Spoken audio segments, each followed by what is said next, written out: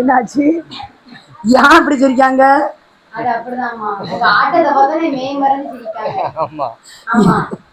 அப்படியா என்ன?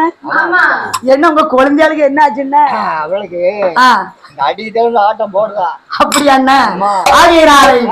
அந்த நாகராஜன் தேவி நாகக்கண்ணி ஆண்டவன் பகவான் நினைத்து 12 வருடம் பார்வை தவம் இருந்து தவத்தினுடைய மகிமையினாலே தாயே குழந்தவரம் வாங்கி வாரேன் என்று தன் கணவனிடத்துல அந்த அம்மா கேட்க பார்த்தார் நாகராஜ மன்னன்.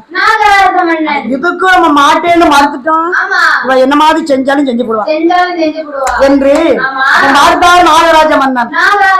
அதாவதுமா பாவத்திலே பாவம் கொல்லாத பாவம் என்ன பாவம் தெரியுமா? அதாவது கணவனிடத்துல சுவாமி இன்னைக்கு சுந்தரதுறையில அம்மா உட்மாகாளி சந்தனமாரிக்கு கோயில் குடைவிழா நடக்கு, நான் போய் சாமி கும்பிட்டு வரேன் என்று பெண்கள் கேட்டா அந்த 500 ரூபாய்க்கு 1000 ரூபாய் தூக்கி கொடுத்து அம்மாவுக்கு தேங்காய் பழம் வாங்கி கும்பிட்டுட்டு மாலை வாங்கி சாத்திட்டு அம்மாவை கும்பிட்டுட்டு வான்னு வழி அனுப்பி வைக்கணும். ஆமா, நல்ல வேலை. ஆகையினாலே சாமி கும்பிட போக வேண்டாம் அப்படின்னு தடுக்க கூடாது. ஏன்னா அது பொல்லாத பாவம். பாத்தீங்கன்னா சாயந்துக்காரம்மா 3 வருஷம் திருச்செந்தூருக்கு மாலை போட்டு நடந்து போனாங்க. 3வது வருஷம் கருங்குழந்துகிட்ட தலை சுத்தி கீழே விழுந்துட்டாங்க. என் மர்மம் சும்மா இருந்துச்சா? இனிமே நாங்க 3 பேரும் மாலை போடுவோம். நீ திருச்செந்தூருக்கு மாலை போட்டு நடக்கவே கூடாது. நடந்த கையும் காலையும் கட்டி கொண்டு போடுறோம்னு என் பிள்ளை உடுக்கடிக்க பிள்ளை சொல்லிட்டான். நாங்க 3 பேரும் மாலை போடுறோம், நீ எதுக்கு மாலை போடுத என்று சொல்லிட்டான். என்ன 5 வருஷத்துக்கு முன்னாலே இதே சுந்தர தெருவுல ஆனா முன்னாள் தர்மகர்த்தாவா இருந்தாங்க அந்த அண்ணன். எங்க அன்னதானம் போடுவாங்க தெரியுமா? கருங்குளத்துக்கு கிழக்க. 3 பேர் வாயோட தர மாட்டேங்குது. வருஷம் அந்த கோயில்ல அன்னதானம் கொடுத்துட்டு இருப்பாங்க. அந்த அண்ணன் நான் பாத்துருக்கேன். ஆமா, ஆனா இப்ப தர்மகர்த்தா பதவியை விட்டுட்டாங்க, வேற ஆள்கிட்ட ஒப்படைச்சிட்டாங்க. ஆகையினாலே அது வரைக்கும் நடக்க வேண்டாம்ட்டாங்க. உடுக்கடிக்காரு. ஆகையினாலே சுவாமி கும்பிட போற பெண்ணா இருந்தாலும் ஆணா இருந்தாலும் சாமி கும்பிட போக கூடாதுன்னு தடுக்க கூடாது. பொல்லாத பாவம் பாரு, அதுதான் லொக்குலக்குன்னு இருமிக்கிட்டு இருக்கான். ஆகையினாலே கடவுளை நினைச்சு குழந்தை வாங்க போறவங்க நம்ம போயிட்டு வான்னு வழி அனுப்பிடுவோம். அம்மா எல்லாரும் இப்ப நீ போயிட்டு வா, நீ குழந்தையோட வாங்கிட்டு வா.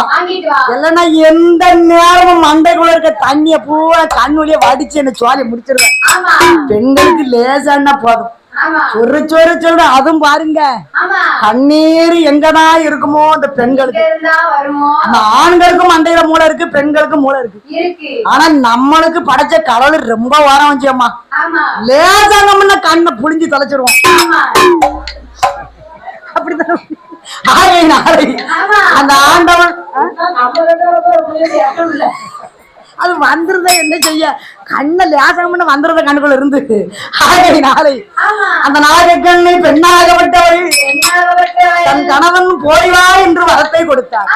உடனே அந்த அம்மா குழந்தை வர வாங்க, என் அப்பச்சடை அழகி அங்கார கோலக்காரி கோல விழியழகும் கோரந்தங்கை சேலை இடையழகி என் ஸ்ரீராமன் தங்கை என்ற செந்தூர பட்டழகி இந்த அரமனைக்கு சொந்தக்காரி அதிகாரி உச்மாகாரி சந்தனமாரி பெருக்க அந்த நாகராஜன் தேவி நாகக்கண்ணி பகவான் எனர்ஜி தவம் இருக்க வருகின்ற பொழுது தன் கணவனையே அந்த அம்மா வணங்கி வராங்க.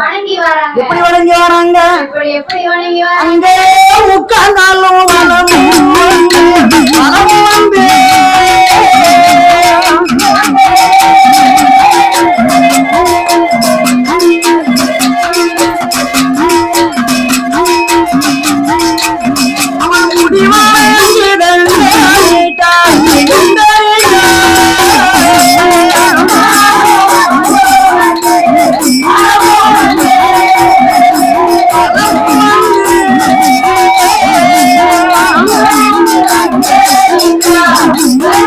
Yeah.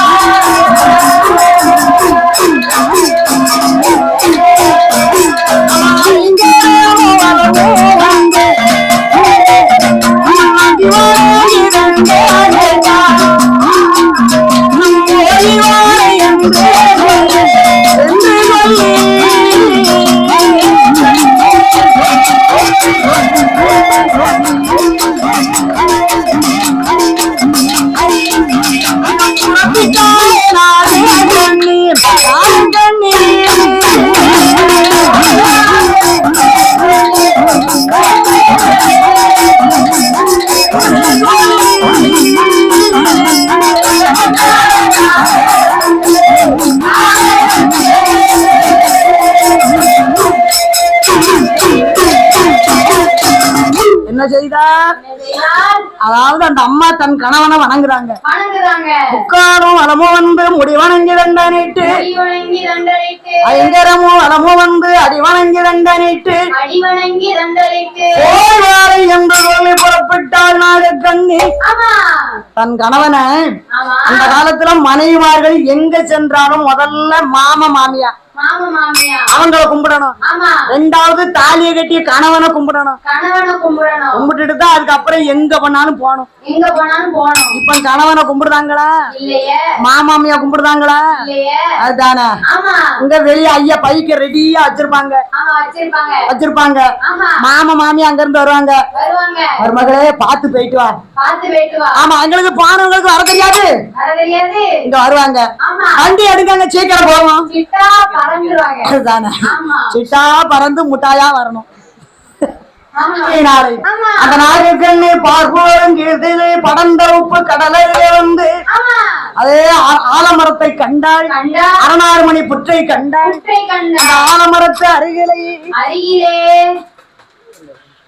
ஆலமரத்து அருகிலே அந்த அம்மா நாகக்கண்ணி சாந்தாலை தரைமளிகை சந்தனத்தான் ஓலமிட்ட இடத்திலே குலைவாளை கமுகு நாட்டி தலைவாளை இலைவிரித்து தந்தி முகன பிடித்து வைத்து தேங்காவளம் அவள்களை தீபதூபங்கள் படப்பு ஏற்றி ஆற்று மணலெடுத்து அரிலிங்கம் உருப்பிடித்தார். சேற்று மணலெடுத்து சிவலிங்கம் உருப்பிடித்தார். அந்த நேரத்திலே அந்த ஆயாகப்பட்ட உச்மாவாளி சந்தனமாறி பறக்க அந்த அம்மா நாகக்கண்ணி தன்ன தரையில் ஊட்டி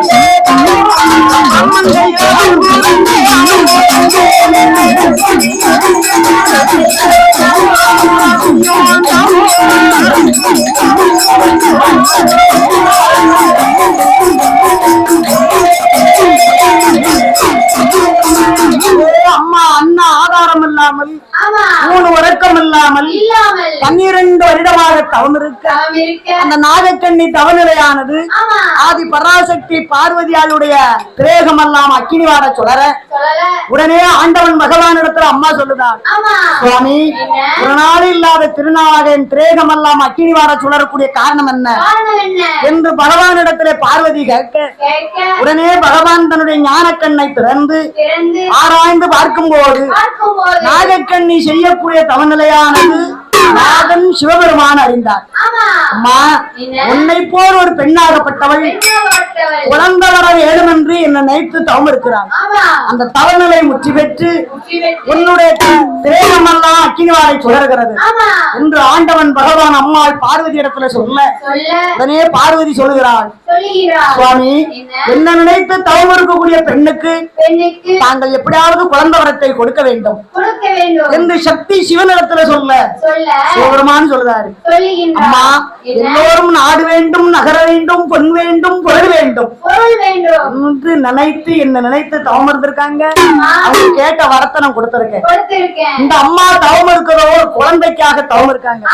அதனால ஒன்னாலையும் கொடுக்க முடியாது, என்னாலையும் கொடுக்க முடியாது. ஆகையினாலே இருவேருடைய ஜாதகத்தை பார்த்து ஜாதக விதிப்படி குழந்தை இருந்தா கொடுத்துருவோம் என்று சக்தி சிவனும் கலந்து பேசி அங்க யாரோ வரவழைக்கார் பாருங்க. அதாவது எப்படி வரவழைக்காங்க தெரியுமா? உலக நல்லா கணக்கே ஆளு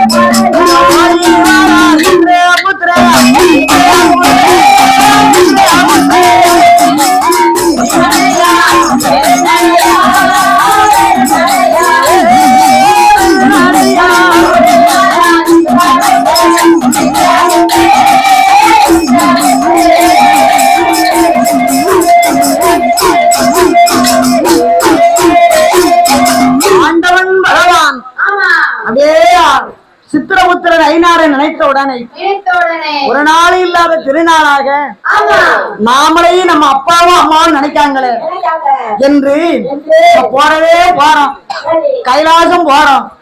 பார்த்தார் கருவேலா அரை திறந்து கணக்கு ஏற்ற கையில் எடுத்து அப்பாவும் அம்மாவும் அழைக்கார் என்று சித்திரபுத்திரனார் ஓட்டமும் நடைமாறு ஓடி வந்து அந்தையே நாகராஜன் ஜாதகத்தை பார்த்து சொல்லுகிறேன். முன்னே ஒரு காலத்திலே முப்பாட்டம் கருவியிலை நாகராஜன் அண்ணன் தன் குழந்தையை விளையாடக்கூடிய நேரத்தில் அந்த குழந்தையை எத்தி விட்டார். அந்த குழந்தை கீழே விழுந்து இறந்து போச்சு. நாகக்கன்னியாகப்பட்டவர் முன்னே ஒரு பிறவியிலை தாய் தந்தைக்கு தெரியாமல் கள்ளத்தனமாக குழந்தை உண்டாகி அந்த அம்மா கருவை கழிச்சிருக்கா. 7 பிறப்பு பிறந்து 8வது பிறப்பு என் தாய் பார்வதியாக பிறந்தாலும் நாகக்கன்னி ஜாதக விதிப்படி அவளுக்கு குழந்தை இல்லை என்று இருவேறு ஜாதகத்தையும் பார்த்து சொல்லிவிட்டு சித்திரபுத்திரனார் இருப்படம் சென்றார். உடனே அம்மாள் பார்வதி சொல்லுகிறார், சுவாமி கங்கையது அணிந்த தேவா கைலங்கிரி வாசகனே உமா மகேஸ்வரா உலகை கட்டி காக்கும் இறைவா என்னை போல் பெண்ணல்லவா தாங்கள் வரம் கொடுக்க வேண்டும் என்று அம்மா சொல்ல ஆண்டவன் பகவான் சொல்லுறாரு. அந்த அம்மா பாம்பாக இருப்பதனாலே கைலாசம் வர பழடி 12 வருஷம் ஆகிரும். நானே வரம் கொடுத்து வருகிறேன் என்று பகவான் புறப்படக்கூடிய நேரத்தில் அம்மா சொல்றாங்க, கைலாசம் வரவழைத்து என் முன்னால வச்சு வரம் கொடுப்பீங்க, நாகக்கண்ணிக்கு நான் போய் வரத்தை கொடுத்துறேன்னு சொல்றீங்க. நான் நம்ப மாட்டேன், உங்களோடு வருவேன் என்று சக்தி சொல்ல சக்தியை பார்த்து சிவன் சொல்லுகிறார், பார்வதி படைத்திருக்க மனுக்களுக்கு கண்டு கண்டு படி கிடக்குது இந்த கரைக்கண்டர் பகவானுடைய வேலை. நீ அதை பாருங்க இதை பாருங்க, அதனால் நீ வரக்கூடாது என்று சொல்ல பார்வதி நான் வருவேன் என்று இருவேரும் கைலாசம் விட்டு அதே வரம் கொடுக்க வரக்கூடிய நேரத்தில் அழகான ஒரு ஆலமரம், அந்த ஆலமரத்துக்கு கீழே என்ன போல ஒரு மதிகளைஞ்ச ஆம்பளை ஆளுக்கு படுத்திருக்காரு. ஆம்பளை ஆளு நல்ல கைய மட்டமல்லாக்க புடவைய கட்டி படுத்திருக்காரு. சும்மா படுக்க கூடாதா? ஆனா பூசணி கொடி சிறிய கொடி அந்த பூசணி கொடியில இவ்வளவு தண்டி காய் காய்க்கி இதோ இவ்வளவு பெரிய ஆலமரம். இந்த ஆலமரத்துல இவ்வளவு தண்டி பழம் பழுக்கு. இந்த கூறு கட்ட பகவானுக்கு என்ன கூறு இருக்கு, இப்படி படைச்சிருக்காரு அப்படின்னு கீழே படுத்திருக்க மனுஷன் மேல ஆலமரத்தை பார்த்துட்டு கேன்னு சிரிச்சாரு.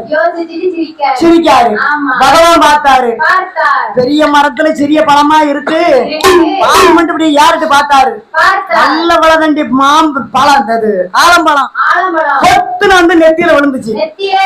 அப்படியே நெத்தியில விழுந்த உடனே சொல்லுன்னு வலி எடுத்துட்டு அப்ப நினைச்சாரா அந்த ஆளு, ஆஹா இவ்வளவு பெரிய பழம் வந்து நெத்தியில விழுந்து இந்த வலி வலிக்கு அத்தாண்டண்டி பூசணி பழம் நம்ம மண்டையில வந்து விழுந்தா மண்டை சட்னி ஆகிரும். நல்ல வேலை பகவானே ஆண்டவனே பார்வதி பகவானே நினைச்சு கும்பிட்டு விழுந்து எந்திரிச்சு ஆலமரத்தை விட்டு ஓடினாராம். அதையும் பகவான் பாத்துக்காரு. அதை விட்டு வார போது 11 வயசு பாலகன் அடுத்த ஆலமரத்துல குட்டிக்கு கொலை வெட்டுதான். ஏன்னா குட்டிக்கு ஆடி ஆவணி மாசம் இற இல்ல. ஆமா ஆலமரத்துக்கு கீழே கொண்டு விட்டுட்டு குட்டிக்கு கொலை வெட்டி போடுதான். ஆனா முனி கொப்புல உட்கார்ந்து அடிகொப்ப வெட்டுதான். இதை அந்த அம்மா பார்த்தாரு. சுவாமி கொலை வெட்டுதானே, முனி கொப்புல உட்கார்ந்து அடிகொப்ப வெட்டுதானே. கொப்பு வெட்டு முடிஞ்சா பிள்ளை கீழே வந்து விழுந்து செத்தெல்லாம் போவான். ஏ வாடகை நான் அங்க இருந்து சொல்லி உன்னை என்ன சொல்லி கூட்டிட்டு வந்தேன், அதை பாருங்க இதை பாருங்கன்னு சொல்லாதனால கூட்டிட்டு வந்தேன். பெண் புத்தி என்பதற்கு காட்டி விட்டாங்க. இப்ப என்ன செய்யணுங்க, அந்த பிள்ளைய காப்பாத்தணும். அப்படியா அவன் கொப்பு வெட்டி முடிஞ்சு கீழே விழும்போது அம்மான்னு சொல்லி கீழே விழுந்தா நீ காப்பாத்திக்க, அப்பான்னு சொல்லி கீழே விழுந்தா நான் காப்பாத்திக்கிறேன் என்று சக்தியும் சிவனும் காலை வாகனத்திலே ஆகாயத்திலே நின்று கொண்டு ஆகாயத்திலே நின்று கொண்டு புலம்புதாங்க. கொப்பு வெட்டு முடிந்தது. அப்படியே கொப்பும் குழந்தையும் ஆலமரத்துல இருந்து கீழே வாரான். கீழே வந்து விழும்போது என்ன சொல்லி விழுந்தா, அம்மா என்று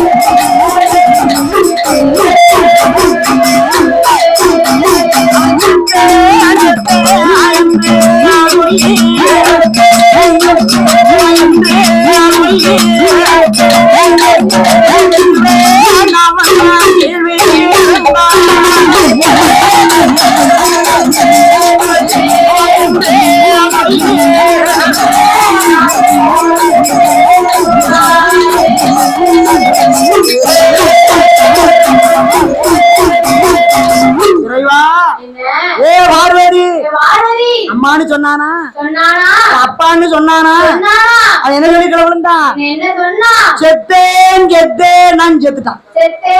செத்தே போனா. பார்வதி அதுதான் அன்று எழுதினவன் அழிச்செழுத போறதில்லை, பின்னால வச்சு எழுதினவன் பிரிச்செழுத போறதில்லை. 6ன்னா 6தான், 100ன்னா 100 தான், 120ன்னா 120 தான். என்னப்ப பிரிச்சு படிக்க நேரம் இல்ல, அம்மா பிறக்கணும். ஆகையினாலே பார்வதி ஆனால் பகவான் என்று நினையாமல் என்ன பரிசோதனை செய்த காரணத்தினாலே 8 பேர் அதிகாரி சொன்னமாரி உற்றுமாறாரியாரி போய் பிறக்க வேண்டும். டக்குன்னு பார்வதி அந்த இடத்துல 8 பரலாக்குனார்.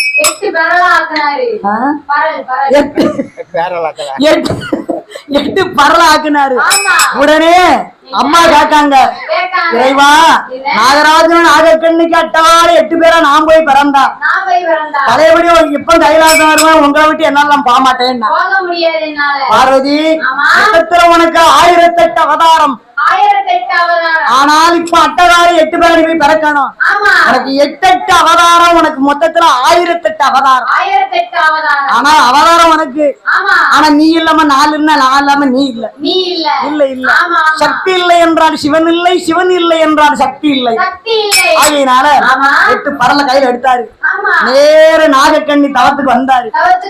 அம்மா, ஒரு குழந்தைக்காக தாங்கள் தவம் இருந்தீர்கள், உங்களுக்கு 8 குழந்தை வரம் தந்தேன் பிடிங்க.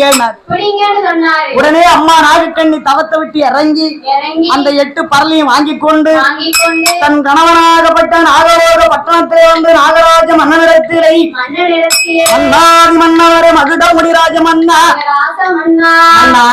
வரம் வாங்கும் மட்டும் வணங்கி நின்றாள், வணங்கி நின்றாள்.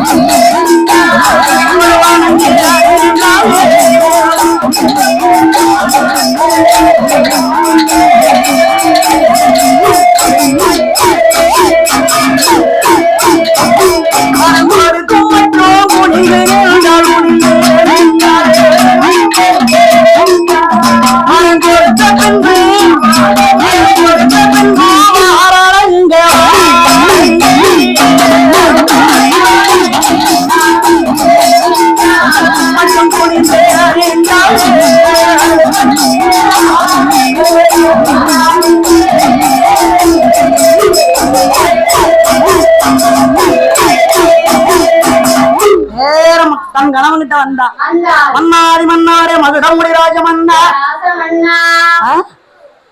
ராஜமன்னா மன்னா ஆண்டவன் பகவானை பார்த்தேன், 12 வருடம் தவம் இருந்தேன், ஆனா 8 குழந்தை வரம் வாங்கி வந்திருக்கேன் என்று தன் கணவன்கிட்ட சொல்லிவிட்டு கங்கை சென்று குளித்து நீராடி அதே 8 பறவையும் அந்த அம்மா அருந்தினார்கள்.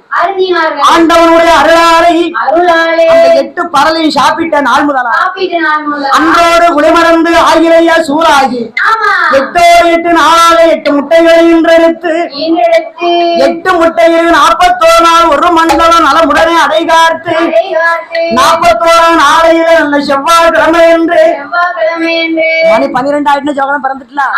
ஆகையினாலே பங்குனி மாசம் 2வது செவ்வாய்க்கிழமை அந்த நெல்லுக்கு வேலை காக்கும் திருநெல்வேலி டவுனை நம்ம சுந்தர் தெருவிலை பிள்ளைவா சமுதாயத்தை வாழ வைக்க வந்த மாதாரி சந்தான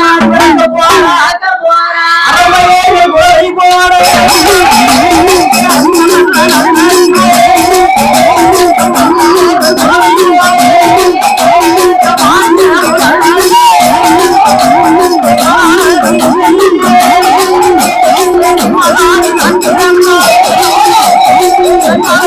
I'm